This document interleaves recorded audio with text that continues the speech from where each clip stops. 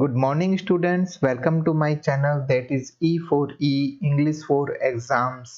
यहाँ पर हम लेकर आते हैं एसएससी, सीजीएल और दूसरे एग्जाम्स में प्रीवियस पेपर्स के आए हुए क्वेश्चंस।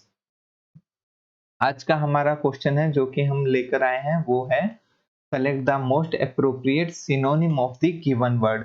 हमें एक वर्ड दिया हुआ है जिसका कि हमें मोस्ट एप्रोप्रिएट सिनोनिम पता करना है और वर्ड हमारा क्या है? वर्ड है पोइग्नेंट। मान लीजिए हमें इसके बारे में बिल्कुल नहीं पता। पोइग्नेंट हमारे ऑप्शन दिए हुए हैं क्वाइट जिसका हमें मतलब होता है चुप रहना, चुप होना। ब्यूटीफुल का हमें मतलब पता है सुंदर। टचिंग का मतलब पता है थोड़ा भावुक और हैप्पी का मतलब हमें पता है खुश। तो हम सबसे पहले देखते हैं अगर हमें मेन वर्ड का मतलब नहीं पता होता तो क्या इनमें से कोई दो सिमिलर वर्ड हैं ताकि हम स्ट्राइक आउट मेथड से ये कर पाए। टचिंग का अलग मतलब है, ब्यूटीफुल का अलग मतलब है, हमें सिनोनिम ढूंढना है। ठीक है, क्वाइट का मतलब चुप हो गया, हो सकता है अगर पोइग्नेंट का मतलब सुंदर हुआ तो ये भी हो सकता है, टचिंग हो सकता है, हैप्पी हो सकता है, पर हैप्पी का हमने कभी पोइग्नेंट नहीं सुना है इसलिए हम ज्यादा से ज्यादा इसे स्ट्राइक आउट कर सकते हैं। तो जब तक हमें पोइग्नेंट का मतलब नहीं पता हम अच्छे से इसे सोल्व नहीं कर पाएंगे। तो हम देख लेते हैं पोइग्नेंट का मतलब क्या होता है। हम पहले देख चलते हैं नेक्स्ट स्लाइड पे। पोइग्नेंट का मतलब हम देखते हैं। पोइग्नेंट का मतलब होता है बहुत ही भावुक, करुणाजनक, मार्मिक, मतलब जिसको देखकर दिल में ऐसे दर्द सा हो जाए, हमें दया आ जाए। कोजिंग जो सैडनेस, रिग्रेट और पिटी, जो कि दया हो, थोड़ा सा रिग्रेट मतलब पैदा कर दे, दुख ही हमें कर दे। मान लो कि एक पोइग्नेंट मेमोरी इसका एग्जांपल है। पोइग्नेंट मेमोरी किस तरह की हो सकती है? हमारा एक फ्रेंड है बचपन में, ठीक है, हम उससे बचपन में हमारा बहुत पक्का फ्रेंड था, हम उससे बिछड़ गए किसी कारण से क्योंकि वो रेंट पे रहते थे।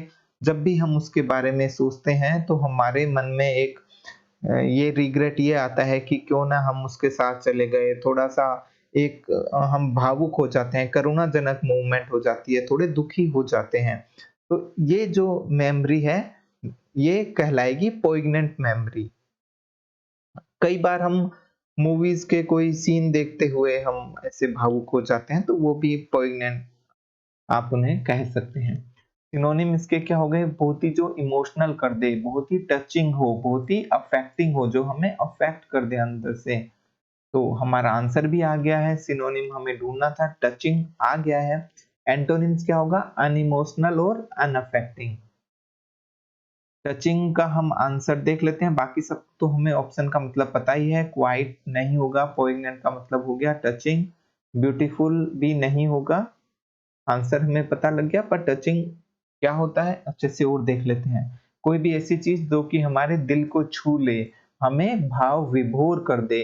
जैसे कि राम और भरत का मिलाप, जब भी मैं जितनी बार भी रामायण देखता हूँ, जब भी वो सीन देखता हूँ, जरूर वो मेरे सीन हमेशा ही मुझे भाव विभोर कर देता है। वो बहुत ही टचिंग सीन है। Something that makes you feel sad, sorry for somebody और ग्रेटफुल। मतलब आप भर जाओ कि अगर आपको कोई भूखे आप कहीं जा रहे हो, मान लो आपको कोई ऐसा मिल जाए जो कि आपको बुलाए और आराम से आपको, आप रेगिस्तान से जा रहे हो या फिर कोई ऐसी जगह जा रहे हो जहाँ पे आप अकेले हो, दुखी हो, कोई आपको रुकने की जगह दे, खाना दे, तो आप बहुत ही ग्रेटफुल हो जाओगे उसके लिए। आप बहुत ही क्या हो जाओगे? आपको उनका वो एक्शन आपके दिल को छू लेगा। तो इस तरह का कोई एक्शन हो या फिर आप कोई भी कोई भी फीलिंग जो इन सबसे रिलेटेड हो, जो जिससे कि आप थोड़ा दुखी हो जाए, ग्रेटफुल हो जाओ या आप सॉरी फील करो, तो ये सब टचिंग मोमेंट होती है। मान लीजिए आपको गुस्सा आ गया, आपने अपने बच्चे के छोटे भाई के एक चांटा लगा दिया, पर बाद में अगर वो रोने लगता है तो फिर आपको बिल्कुल अच्छा नहीं लगता, वो आपके दिल को भाव विभोर कर देता है। इसी तरह के कोई सीन हो सकते हैं। That scene of the movie was very touching, जो आपके दिल को छू ले, कोई भी ऐसी चीज कहलाएगी टचिंग। और पोइग्नेंट, ये दोनों ही क्या है? एडजेक्टिव है। ठीक है फ्रेंड्स, तो आज का हमारा वर्ड था पोइग्नेंट, जिसके बारे में हमने अच्छे से पढ़ लिया है। अब इससे रिलेटेड हम कभी भी कोई भी वर्ड अगर आता है एग्जाम में तो हम कभी गलत नहीं करने वाले हैं। अगर आपको सारे वोकैब एक साथ पढ़नी है तो प्लीज आप मेरा ये चैनल फॉलो कर लीजिए और ये मेरी ऐप डाउनलोड कर लीजिए, अल्ट्रा स्टडीज ऐप। ठीक है, हम मिलते हैं नेक्स्ट लेक्चर में।